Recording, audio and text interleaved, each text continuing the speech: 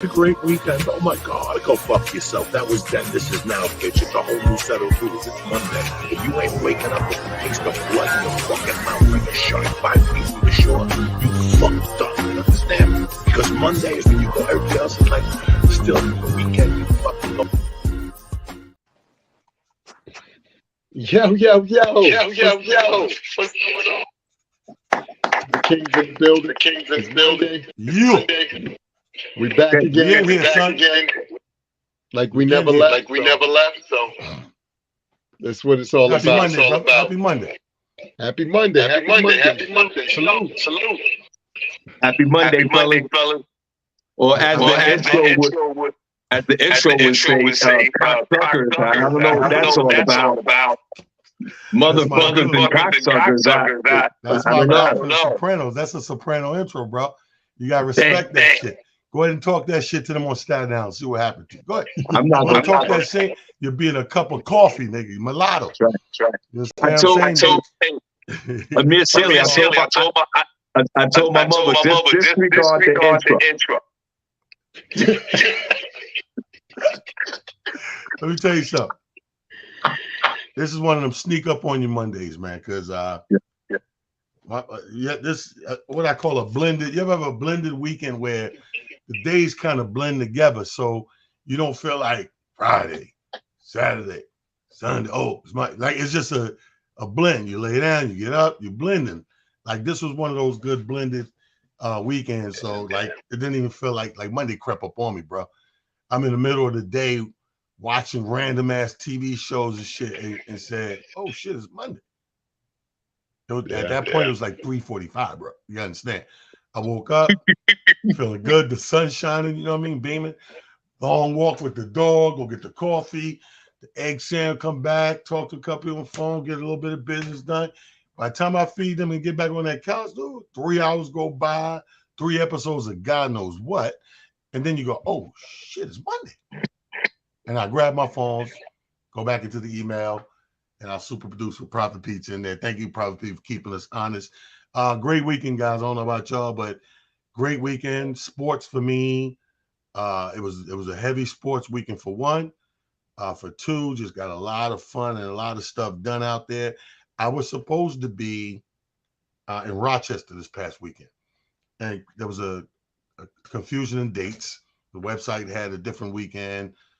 I had this week. Well, this was the actual weekend. They just got it wrong and had the wrong weekend. So by the time they figured that shit out, they was like, hey, man, let's just blend it into the next show, postpone it because it's too last minute to push to move tickets. So I was like, oh, stay home. So I end up thinking it's going to be an all gravy weekend. Then boom, we had a death in the fam. Shout out to my people in Buffalo now because Quincy's up there. The services, everything was today. So that the little monkey wrench spun things around a little bit. So I had to recalibrate and readjust Friday, Saturday, Sunday. But like I said, it was the weather finally, because I don't know if y'all been paying attention. It's been raining every weekend. Yeah. The rain's been falling on the weekend for, I don't know, 8, 12 weeks straight. So this was the first full weekend. Rain didn't fuck with us. And it had the nerve to get back up in the 60s with some sunshine during the day. Bro, you can't ask for no more than that, man. I was a happy camper, bro. Sean, I know you was busy as hell. Well, let me tell you something. First of all, it's good to see both of you brothers. And shout out to everyone in the room right now. Great weekend. My weekend actually jumped off on Thursday night when we was in Queens doing a comedy show at Truth Lounge, where I had the pleasure of being involved in the show Thursday. Then I went down to Baltimore to do another show of Amir Sealy, and the common denominator was both of these shows started on time and ended on time. I was in Baltimore. Doors opened up at 5. Showtime started at 6:01. I'm selling merch at 8:35. I was going to head back to the Bronx Will Stretch Party and go on stage. I said, wait, I'm in Baltimore. I can make it back to the Bronx by midnight. And then I enjoyed my weekend. And then, of course, I stumbled onto the JFK assassination in 61. I'm watching the documentary about the whole JFK situation. The grassy knoll. Ain't that Two crazy? shots. That's crazy. He's a Bronx bomber, straight from the hood, quarter water, and get caught up in the JFK documentary. Yeah. See, because that's the funniest thing in the world. Yeah, because Amir Shirley and New York King, we get caught up in these documentaries. It seems like the documentary find us. Yo, sit your ass down. I want to watch it. You know what I do when I'm You know what I do when I'm not feeling good? I go on Netflix and I watch stand-up comedy specials to make me feel better. And not like they making me laugh, like they're so horrible. I feel better. I'm a better person for this. Now I feel, you know what, T, you a funny nigga, man. You could, man. So anytime I even think like my brain is seeping towards depression, I pull up at random, any special. None of them are gonna be funny as I'm sure. So I just watch it. About I guarantee about 12 minutes you feel a lot. You'd be like, and you never finish it because it's fucking horrible. But you 12 minutes, you pause and you go, I'm good. And then you fucking Amir, how was your weekend, bro? The weekend was good, man. I was on cruise control. Saturday, something at my house. So I pulled up to that. That was actually I had to laugh. The crowd was the vintage crowd. It was all the 76. It was the 90. There was a couple of OJs in there. So it was good. And then I just chilled all day.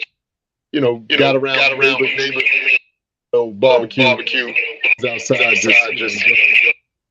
It was a good weekend. It was a good weekend. So everybody had the organic weekends. That's ironic. Like we all pretty much, Sean had a little, he started with me Thursday working. But shit, when I hit Friday, bro, everything was cruise control. Like I said, my Knicks played Friday night. So I was in early and out early. Like everything was nice. Like I don't know, man. I think Sean, I'm kind of digging this 50s era. Like in your 50s. Yeah. You going in early, you get out early. Yeah. I seen a meme had me cracking up. The meme said, I used to sneak out of the house to go to the club. He said, now I sneak out the club to get back to the house. And that's real talk. At this That's some real shit. That's some real shit, bro. You niggas ain't trying to be. Just Saturday after the I went over to catch the Colorado game.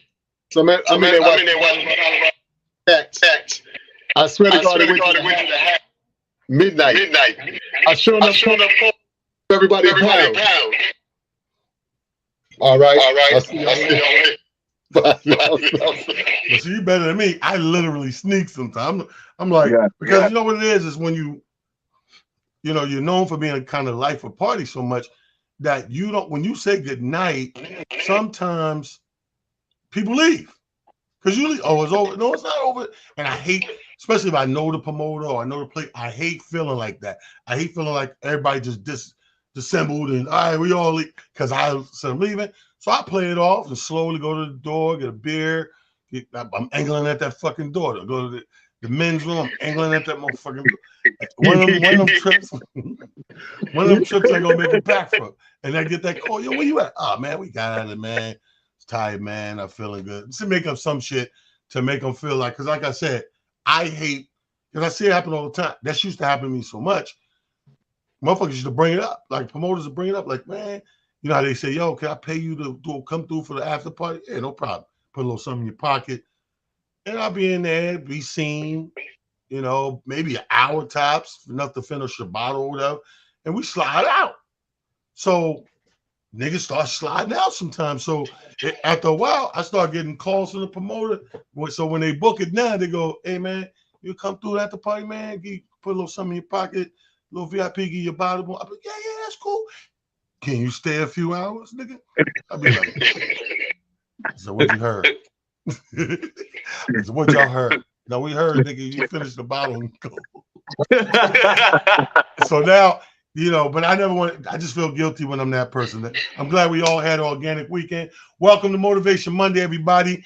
If you're just tuning in or you've been sleeping under a rock, these are the motherfucking king professionals. Amir Silly's right there. Sean Harvey from the Sean Harvey Morning Show's right there. Super producer, Prophet P behind the scenes. And I'm your boy Talent, here to drop a couple of jewels. We never know what those jewels are. We just splat them on the wall. And you know how people used to say in those little videos when it used to be hot like a couple of years ago, like, I don't know who need to hear this, but remember them shits? Yeah. Shit was dumb hot. So I guess that's what this show is the epitome of. Like, we don't know what jewels we pick on and how they fall and what they splat on the wall, but we don't know who need to hear it. But if one motherfucker walk away from a Monday show like, I ain't look at it like that, I'm gonna try that, or yo, they made me boom boom. Same way a psychic had to tell my ass years ago at 98.7 Kiss FM, 6 o'clock in the morning, stop procrastinating, nigga. Right. I was like, what? In my mind, and the sad thing about it, I couldn't see it. I had to really sit down, argued almost, debated, to come full circle and go, I guess I am. I didn't look at it like that. Like, I looked at it like we create a zone and a lane of leisure, right? And you create, it's like, it ain't nothing like a daily schedule people have on the refrigerator or whatever. They got a time and a way they do shit, right? But she's like, nah, motherfucker, the shit be right there to do. And you, like, naturally go, I'll do that shit another day. That's procrastination. Like, you could have did it right there. Yeah. And you said you don't know. I'm looking at it like I got the leisure and lead way to do it. She's looking at it, nah, that's anti-productive. Like, why put off tomorrow what you can fucking do today? That's where that was born at. She said that's where that saying was born at. And she was right. So we're here. So hopefully Monday will suffice to somebody. That was the weekend roundup. We told you about our organic weekends and getting it in. My first question of the show I want to throw to the guys and to you out there watching or listening. I'm in question now. Are we American citizens? And I'm not just talking about on paper, because we might have a birth certificate here, work papers, passport, state ID, driver's license. I'm talking literal mental sense of where your mind frame is. Do you feel like you're American citizen? Because I'm not gonna lie, like sometimes I feel like I'm not, because I watch America get passionate over things that I don't get passionate over. I watch America go on the news and give these statements and these speeches talking about what America stands behind or America stands for, yet I feel nothing on it. Are you guys, ask yourself, do you think you're American citizen? Other than the paperwork. I know on paper we all got to pay whatever. Up here and then here, Sean, you first. Are you? Well, first of all, I never start off what I would love to say without giving a big shout out to Amir Silly. Sure. Thank you. Of course, there's conflict. There's been conflict from 200 years ago with being American. We will always have an underlying resentment, and also, as far as we're concerned, we're old in this country financially, with a lot of land, because we went through with labor. So right there, there's a contradiction with still an American for the African American, especially what we've been going through in the last generations. But then there's times I do feel American. I do feel the apple baseball. Because I've been out of country. And then some countries, they have half the country has no running water. So sometimes I look at it like, okay, it's a trade-off. Do American as far as political views And the way Americans look at situations, does it conflict with my beliefs? Of course, some of them do. We can see it now in Israel and Palestine, where the United States is funding billions of dollars to these people. Right. And I say that respectively, and they aided the war with Russia and Ukraine. And they could drop $1 trillion like with no problem. Just a strike of a pen from Congress or an executive order with the president. But I still believe you owe us something. You owe us.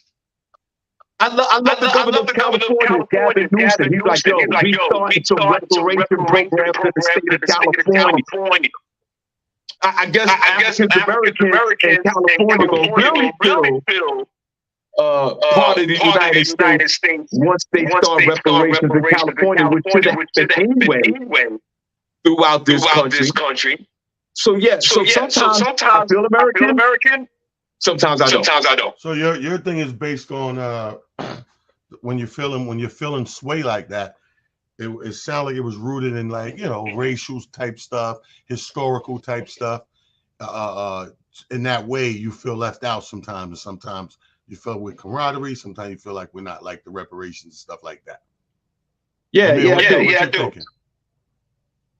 You American, bro?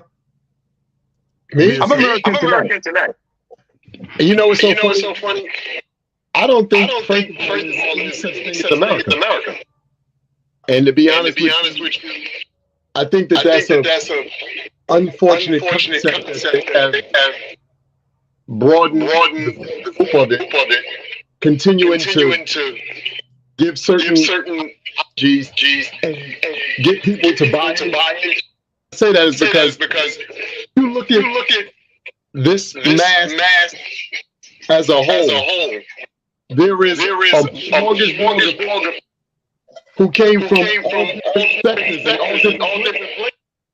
If you're not Native American, the people who were here before anybody else, then the rest of it is a lie. And the reality of it all, they've just done such a great job of perpetuating that we've fallen victim to. And there's no in recent months, or at least the last 2 years, especially since it's happened to all that from Texas. If you are moving around, if you're utilizing, you see an influx of Latino brothers and sisters selling candy, orange stains, at stations and stuff like that. But I don't see there being angst or any negative thing being sent their way. They're trying to survive. I remember a few years back, our little African American brothers trains trying to. You have to go out. You have to go out and come back in. Your joint is clipping like crazy. Okay. Your sound. Come, hold that thought. Bring it back in. Okay. Dip out, dip back in all the way. It sounds like a good story. I ain't want to miss that. No, but I mean, you know what? You're right. There might be a situation where maybe I have a little resentment historically. That's okay. There's nothing wrong with it. With America. Because of the way we can just send billions of dollars to assist others. When I feel that our generation from going bad work for free labor. Everybody. Let me play devil's advocate on this. What you think? Because I think every black person that lives in this country got to think what you're thinking. But now we're gonna play devil's advocate and say this. Okay, let's say you're right. Let's say with the swipe of a pen, I could do a reparations thing, right? Now, how do I do it? Where it's technically correct without offending in one side and the other side like getting exploited, like COVID, like the PPP shit. They try to do something nice, if you lack of a better word, for people. They knew everybody was suffering, sitting at home, people couldn't work, blah, blah, blah. They came up with these things, the PPPs and and all this money and give you this and all that. And people abused it because that's what the fuck people do. They abused it. Yep. Now you're going to fucking lie for people. They fucking abused it, right? So now, flip that. It's the same thing. It's like putting a Band-Aid on a big cut. You know, this is our COVID. Reparations would be our COVID. So now how do you do it without getting fucked up with the same repercussions of like they did with the abuse of the monies? Because what do we say, Sean? As if I'm the government, what do I say? Anybody from this age to this age, anybody with 84% African American, everybody got to get the 21andMe now. Everybody got to get the 20. Everybody got to get that shit to apply for the It's so much. So to me, it's a little less simple as it sounds. Like, oh, sweep of the pen. See, over there, it is that simple. Like, you don't have to go over there and hand out the money to individuals. You swipe one pen, one lump gets pushed across. I gave it to the government. Y'all do what the fuck y'all do. You know what I mean? I did my part. Over here, it's a little more intricately detailed. True. How would you do that?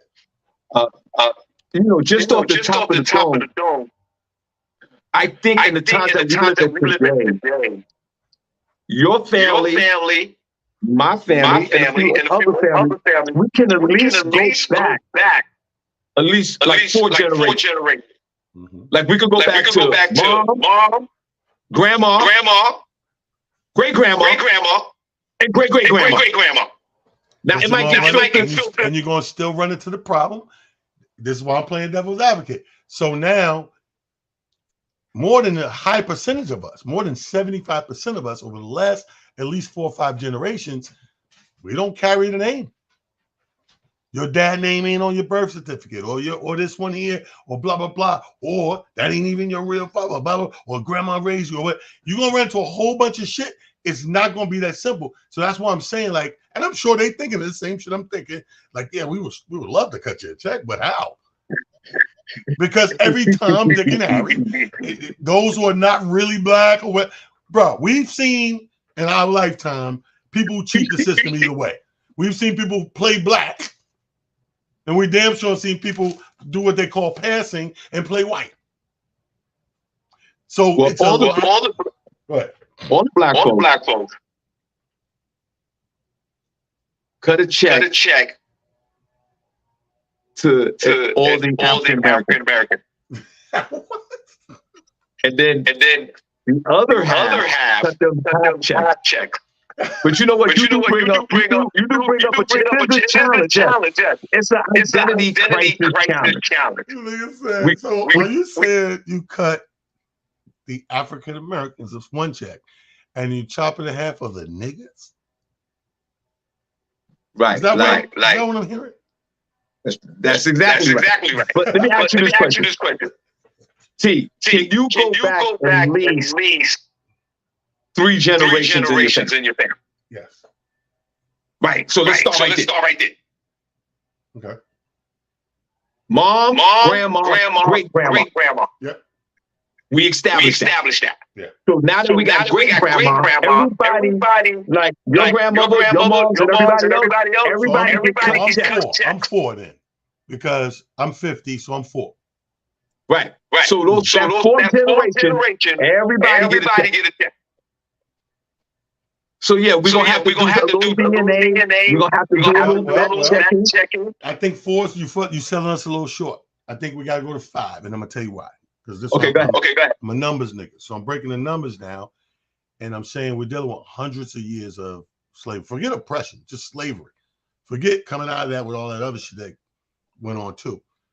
If you go 5 generations on an average of 50 to 75 years, you coming up, you right there with that 400 years of blah, blah, blah. Right. You know what I'm saying? So it's making a justifiable argument generation-wise, like you just brought up, because that's not too far-fetched, because my son is 30, right? So yeah, him, me, my parents, my grandparents, my great-grandparents, 5 generations, times 70, 75. So what's the monetary value with the checks?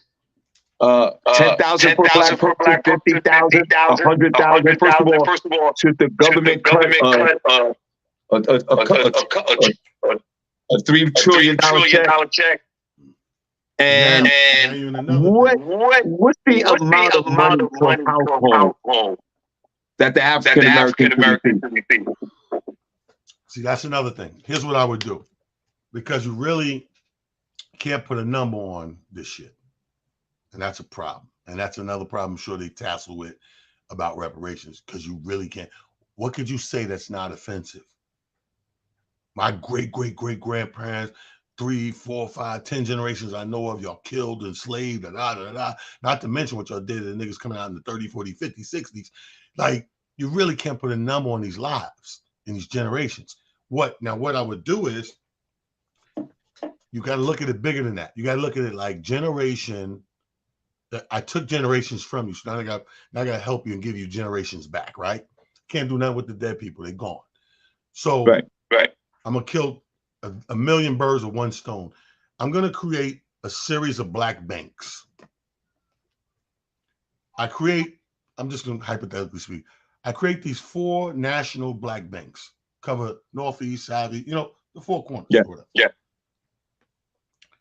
In these banks, I start these banks off. I do the numbers, population-wise, whatever, age and all that shit. And whatever that account is, I set up these accounts that earn money and interest over time. Okay. So we not necessarily, me and you, taking money, putting up popping bottles. We entitled to the money and we have access to the money, but the government's setting it up to a point where the generation after you, after your son, this money a certain amount stays in there. So it's always accumulating money and growing for the future. You know what I mean? So right there, you put black institutions into play, financial institutions, because we have all these systemic shits going on, racism wise. You do that, you combine that with medical and real estate. Those top 3 tiers right there, bro. And that, again, this ain't gonna happen overnight, and this ain't for me and you to dip into and pop bottles. But generationally, like over generations, it's gonna be putting back into investing in our people having better opportunities going forward and financial opportunities. You always talk about generational wealth, shit like that. But this is a setup for something going forward. Now, I know a lot of people greedy, they just want money for their pocket or whatever. But that's what I'm thinking, because me and you never been on the other end of a whip. Me and you ain't never been forced on our knees and blisters and ripping cotton and all that. We are the product of that. We are the offspring of generations of that. But you can't give me a number for my great-grandparents that you drove to death. Like, I can't put a price on that. I say grandparents, you know what I mean? I say free healthcare like they do in Canada. Yep. Every African American lifetime free healthcare. Give us the state of South Dakota and Missouri. I think that's worked. As far as the real estate. Give black folk between $25,000 and $75,000 a piece. Wipe out all debt. All debt. Whatever debt you have, wipe it out. Give every black folks in America an 800 credit score. 800 credit score. Wipe out all the debt. $75,000 each household. Free health insurance. And also a play in the stock market. And also, I will definitely utilize those 4 banks that you're talking about. Yeah, because I mean, giving you stuff. This is where we always get fucked up at. I was in a bar last night watching the game and talking to my man. My man started bragging about, some lawsuit, some little penny ante lawsuit he got. And I'm just sitting there shaking my head because it's one of my pet peeves. I'm like, that's the thing about us, man. Like, we're so ready for the quick fix, we don't look down the line. again, if this is payment for destruction of over generations, I believe you owe me repairment for the future generations. So you giving me money, 75 grand, put in my pocket, and whatever. That part right there is for the now, and you kind of celebrating death and all that. But the shit I'm talking about is setting up these institutions, everything that we know has been upside down for us, the real estate, the banking, you know what I mean? Like all of these things are things that just been lopsided for us to get on board. We here, even if you work hard for 40 years, showing you got the money to do some shit, you still got to go through the systemic racism bullshit. So if we can get, investing in our future in these industries, I think it puts us in a much better place. So I don't know what happened to Mir. I think his shit is kaput or whatever. But who's that? You? Somebody ringing? Yeah, I'm here. Oh no, somebody ringing. I thought that was you. So yeah, it's like, to me, it's one of them things where if you don't set it up that way, then yeah, we're gonna party these next couple months, Sean, when we get this money. But next year we're gonna be at the same spot. I don't feel American.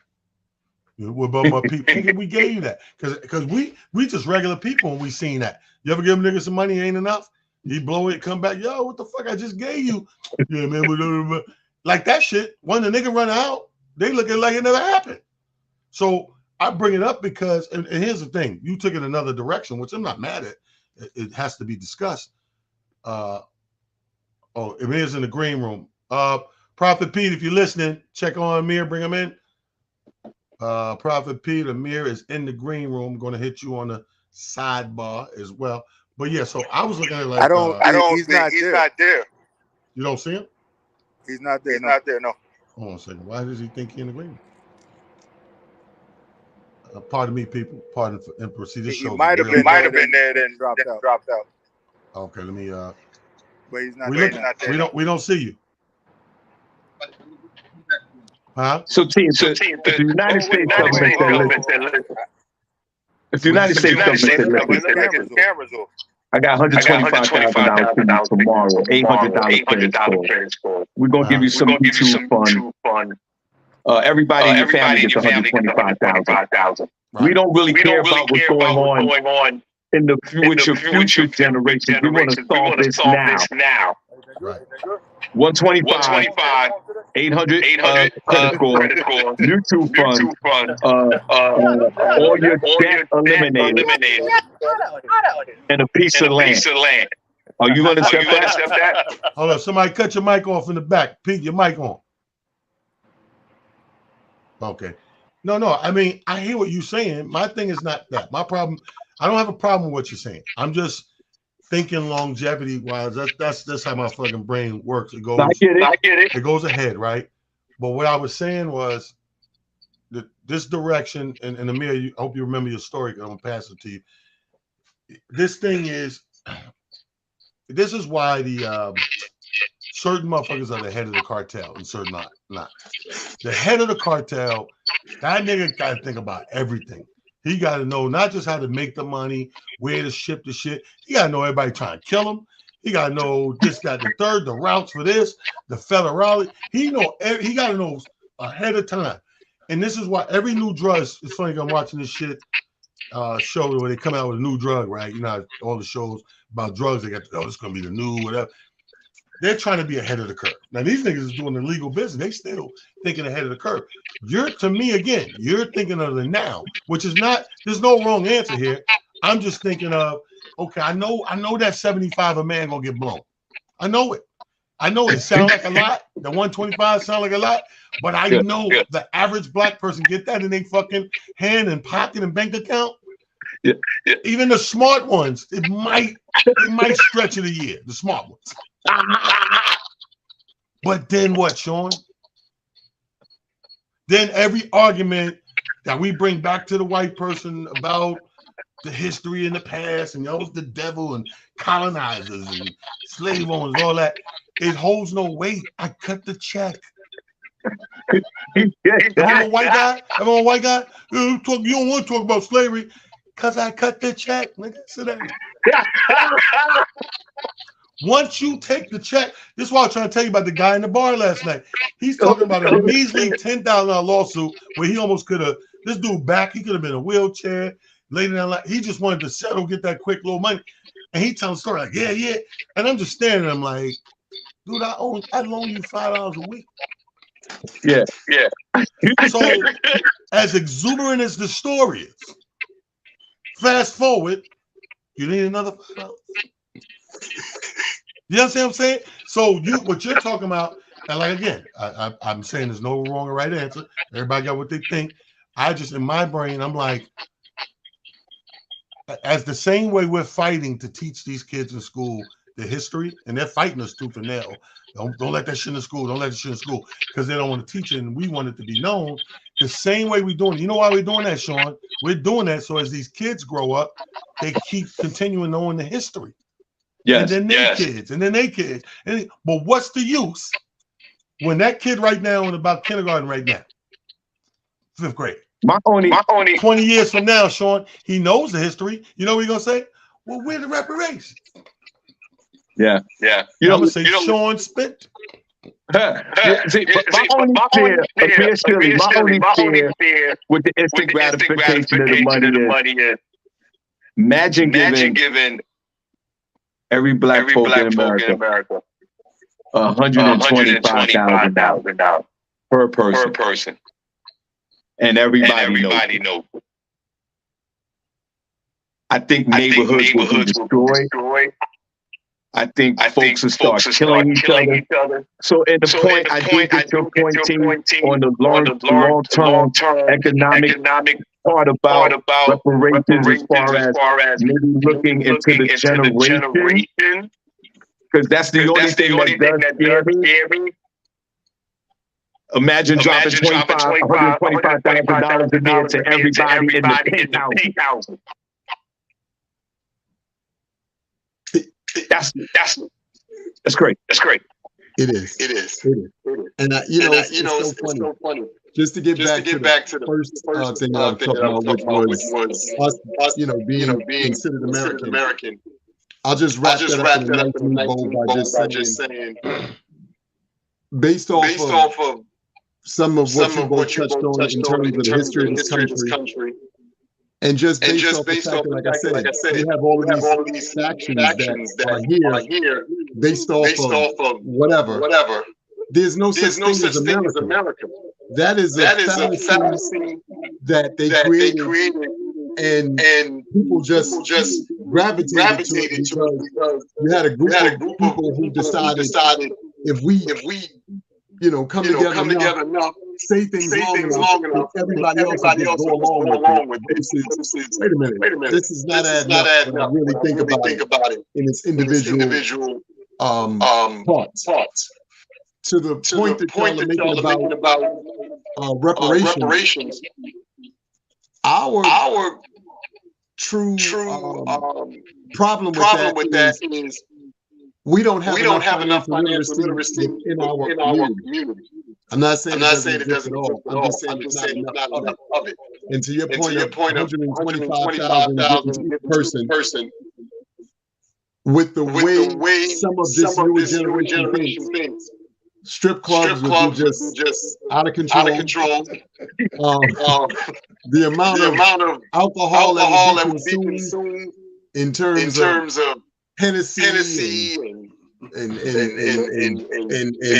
vodka, and it'd just be crazy. So I just think that we have to really think about that whole ideology of having us come together and we all have resources. Now we do know this, and this is proven fact that given the opportunity to have the right people in place to put things in order, we can thrive incredibly.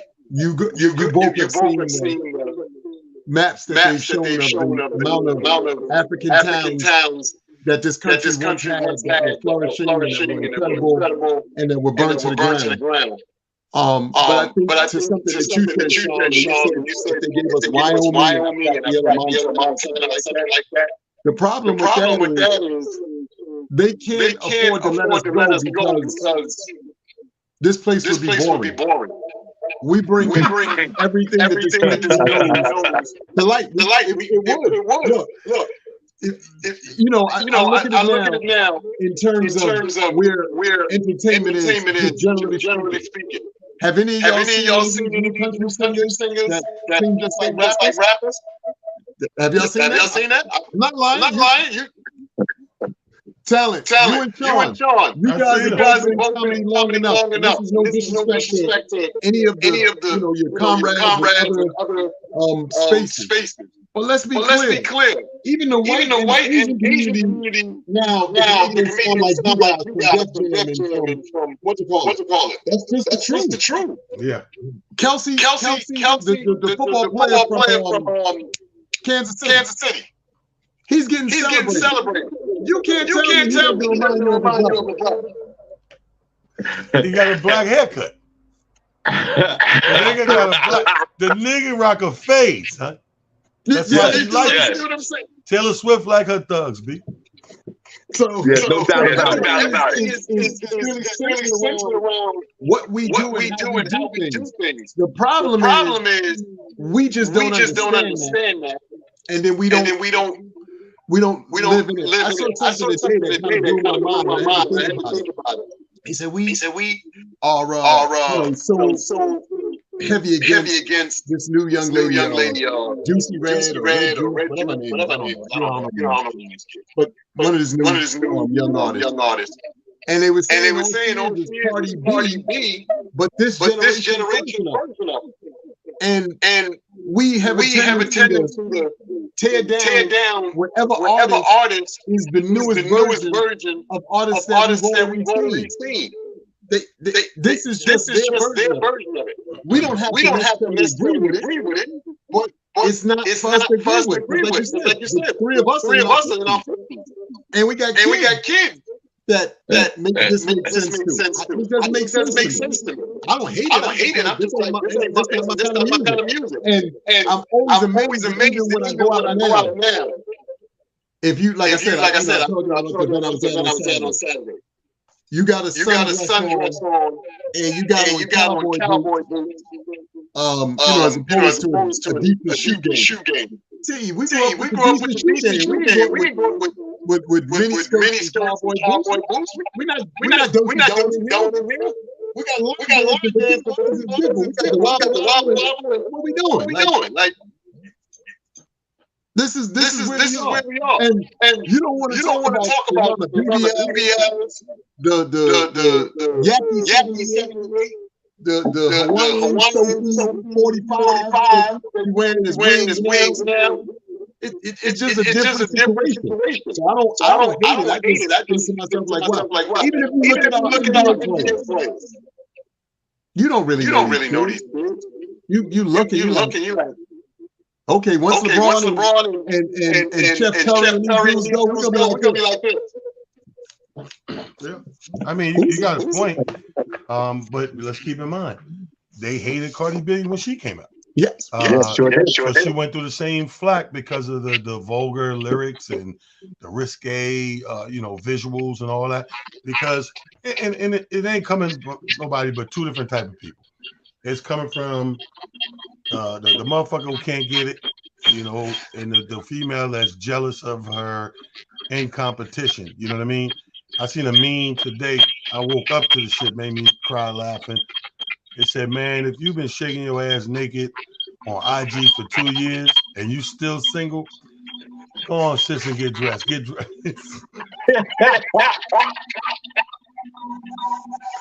That shit said, go on, get dressed, sis. Yeah. So my point is, I wish I could find these memes. That's the only. I gotta send you some of them. Yo. All you gotta know is this, man. Times are always evolving and changing. We know that. Ain't no getting around that. We just trying to figure it out. And I get the resentment on the black side because we went from the hip hop that we originally grew up on to getting a little risque when the 2000s rolled around, to women even turning around and starting a movement that didn't get as big as this whole overall movement, but there was a female hip hop movement that, okay, you know, y'all typecasting a certain type of woman. Y'all making them be half naked. Y'all not respecting them. Blah, blah, blah, blah, blah. Okay. And then I would say since pre-COVID to now, Fellow Star, you get a lot of us making an about face doing better, only to turn around and to see chicks do this shit. So now you fucking oxymoron us like, why did I clean my fucking act up? And you're gonna turn. Right, so hold on. I went to rehab, talked to a bitch for 6 years, so I could talk better to women, and your ass is out for no reason. They sent me here because I asked you to pull your ass out. I said, "Man, let me see that juicy ass." And then I'm in here for a year getting therapy, and I'm misogynistic, and I'm an asshole, and get with the times, and it's unacceptable and inappropriate. All those words that you know. And I come outside, and everybody else is out. Right, and you lost your job. You know, it's so funny. I done got fired for 3 jobs, and now it's the style. But you know, to your point, I think in theory, we had two sets of people who came out of the pandemic. We had the entrepreneurs, obviously. Some people were entrepreneurs before going in. But even more so, I saw one of the wildest things I could think of last night. So I don't know how I came across looking at something, and somebody brought up this young lady named Mimi Curve. She's a porn star. No. And what they went on to say was she on her OnlyFans she had made $70,000 in seven weeks. How much money? $70,000 in 7 weeks. Okay. And I was like, damn. Now I bring that to the conversation because OnlyFans and certain things now got their own bit of popularity or whatever. But sex is always sold. We acting like, you know, it's new to us, or like, you know, it's something supposed to feel weird about. And the reality of it all is it's always been there. There's always been something that we've had to deal with. I think the difference is now people are being a little more upfront about it and being a little more seemingly honest about it. Whereas before it was, you know, taboo, Sean. We always, you know, kept it in the dark. I don't want nobody to know, and this and the third. And people, you know, it's okay that people, you know, had their moniker. But the reality of it all is that's been since the beginning of time. I don't care how far you look back in history. And I always say this on multiple occasions. Most wars craziness has been started over a woman. It ain't been over money. Go check the tapes. A woman? Don't get. I got in trouble earlier from some shit I posted. So some shit is like. What did you post? It was a meme. Said life is like a penis, and it says, you know, it starts off soft and easy and blah blah blah, and until a woman touches it, and it gets hard. Talking about they make life. I gotta pull up something. I'll fuck it up, but no, I mean you make a lot of sense. I mean the game is changing, and I said this last week, and we had a great discussion about the real problem. I think one of the real issues is, man, you always hear about what do you call it, midlife crisis, and they always apply that to a man. When a man starts to do something different as he gets older, I guess around his retirement, buys a red Corvette, whatever. Oh, he going through a midlife crisis. He's just living his second part of his life. The funny thing about a midlife crisis is, you want to talk about midlife crisis, that's what women go through. I've never seen so many women middle-aged look like they're competing with these young bitches. Yeah. I've never seen that before. It's at an all-time high. You want to talk about a midlife crisis, go to social media. You want to see a midlife crisis? You got 90% of women shaking their ass, wearing some shit they wouldn't normally wear, in the bathroom, at angles with the cameras and the da-da-da, twerking, bitch. You're 55. Yeah. And get up in your face and talk to you like you would do. Calling you a bitch. Suck my penis. Dog. Suck my penis. Paul, it's an amazing time that we in. And you know, I just sometimes just try to put things in perspective on a grander scale, not individual, because there are some people still doing the right thing, aging properly, carrying themselves in a way that would seem to be proper. But there's a number of us who we're trying to hold on to our youth for whatever reason. And I always just tell people, look, the beauty of aging is the fact that you can go back technically and look over your life and look over life in general and pull up moments and things that give you perspective. And to me, if you're not doing that, then what are you doing? Because that's what the beauty of life is. And there's some beauty in every section of your life. So it ain't gonna be the same, but it's beauty nevertheless. Like you're not having the same fun you had at 16. It's gonna be different from 26, and 26 is gonna be different 36 and 56. Like, but you have to take in every component of moments and enjoy them. Be the best at that. Right. You know, I wanted to say that. I just want to go back what Silly said about COVID and behavior. When COVID happened, I swear I would have my life on it, but I think that would have been an experience for all of us to humble ourselves. To really humble ourselves. We had a virus that we had no control over, that was killing people. And I think that was the appropriate behavior.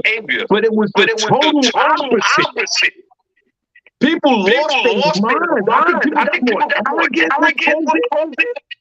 You're right. A lot of entrepreneurship, I get that. But the mental, people just became so disrespectful. Robberies, crime went up. And it really perplexed me because I was just thinking like, this is like dark time. This is what we read about in the Bible, and the word coming to an end.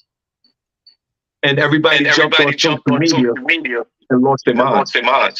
And for example, when we experienced the airports and the airline, and people fighting with people. Yeah, we're in a bad place. And a lot of this has to, we can't blame it. It's not 100% social media and the internet. It's some of that shit is us. Some of that is letting ourselves run away with whatever it is we link on to. Now, you got your conspiracy theorists out there. You got your politician people out there. You got your group and movement people out there. And God knows there's about 12 of the movements right now. So depending on which one you want to be on. That's why I came to the question in the first place of, because when I hear certain things and I feel like, I seen a commercial that bothered me. The black dude in Congress, nigga named Bowman. They made a whole commercial on this Negro because they took a vote on the money to send to Israel, whatever. You know, America stands with Israel, these niggas. So in the voting process of voting to send the package, he's one of the few that voted not. We're already in one war, blah, blah, blah, whatever his reason was. They made a whole commercial on this nigga. America stands with Israel, and tell Joe Bowman to vote for it, or why he didn't vote. You know, like single this motherfucker out, picture and everything. And I'm sitting there, obviously it's election year coming up, you know what I mean? But I'm sitting there going, I said, well, damn, they can say that shit about me. I don't stand with nobody. Like, right. Like this fight, I'm removed from, don't get me wrong. Well, you know what I do stand with? Let me correct that. I stand with everybody who stands on humanity. And those of us who know it's wrong when you're killing innocent men, women, and children anyway. I stand with that shit. I'm against that. Yeah. But as far as to go in there and go, you're right. I'm not doing that. I understand, you know, terrorists came through here, snuck these niggas and bombed them. They retaliated, just so happens where they snuck from. Casualties of war and all that. Not for it at all, bro. You'll never get me to even think like that. However, it's not my war. I can't, you know what I'm saying? It's not my war. I'm not going to take a place because everybody got a point in this shit. I ain't going to lie. Everybody got a point. Palestinians ain't wrong. Israel ain't wrong. The terrorist who's doing these actions are wrong. But we all know that people want things. I wouldn't be a good terrorist if I didn't fuck up extra shit. You think I'm just going to have a terrorist headquarters for you to hit? Make it that easy for you? Nah. I'm hiding in these daycare centers, in these hospitals, and these fucking public asylums so that other motherfuckers could die. I wouldn't be a good terrorist. Terrorists don't even wear uniform. They blend right in. You're right. Popo. The beef that I have with this is that Hamas, I'm not sure how you say it. Hamas. When that whole situation supposedly unfolded, and they had all these quick commercials that they were hitting. Oh my God! And the only reason why I got beef with that is because last I checked, Detroit's water still jacked up. There was a number of about 48 or so children, I think, in Atlanta. African Americans came up missing. We heard about it for like 2 seconds. Everybody went on about their business. I got problems with supposedly our patriotism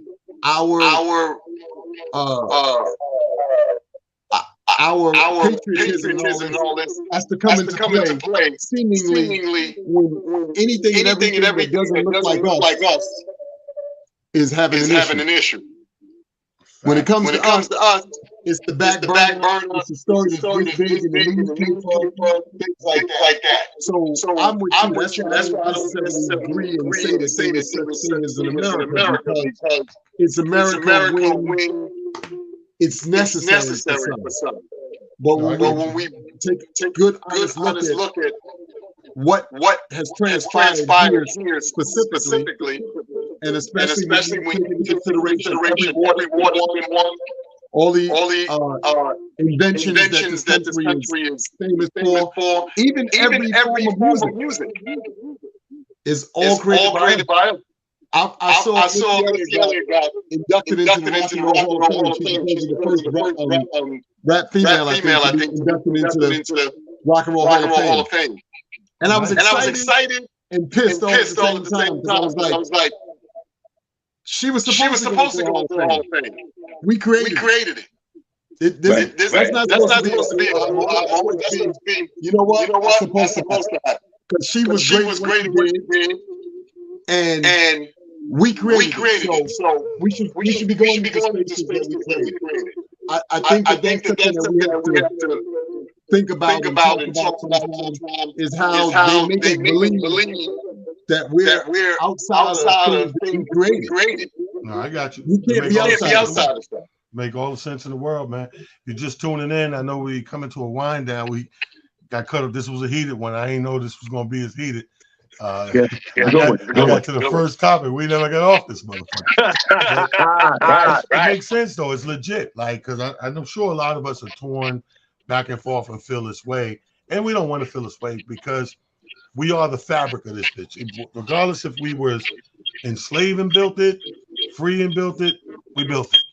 So we built it and we're here. So we are just trying to find the best way to navigate through this thing. And at times, I'm sure people immigrant history or people like us with slavery history or whatever, off and on, we feel like I feel American today. Today I don't. Like, so some things I get it. You know what I mean? That's why the question to me was people like, you're at war. I'm like, am I at war? You know what I'm saying? Like, am I though? Like, I'm at war. I'm over here. I'm on the living room couch. I'm quiet. I'm hoping and praying that I ain't shot a bomb. No, doing well. Right, but am I? You know what I mean? So it's just a weird thing. It's something we had to touch on and get to, definitely. Again, I don't know who need to hear it. Somebody need to hear it because I'm sure people walk around with these same concerns. We touched on reparations. Sean Harvey said 75 to 125 is the number. Sean Harvey, the banker Sean Harvey. I said that, and you was right. Like you said, even the smartest of financial person, African American, they might have a struggle with $125,000.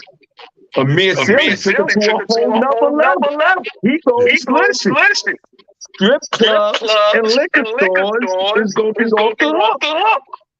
Now, here's the thing I disagree with Sean on. Sean said, as soon as you get everybody 125 and everybody know it, it's going to tear the communities up with violence and killing. I disagree, Sean. I think that violence will be delayed because everybody got 125. Now, as people run out of their shit,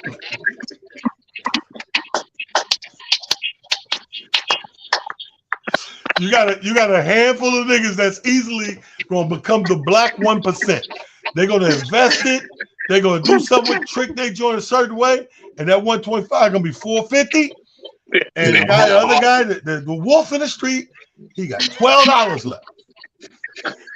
He can't withdraw with an ATM or nothing.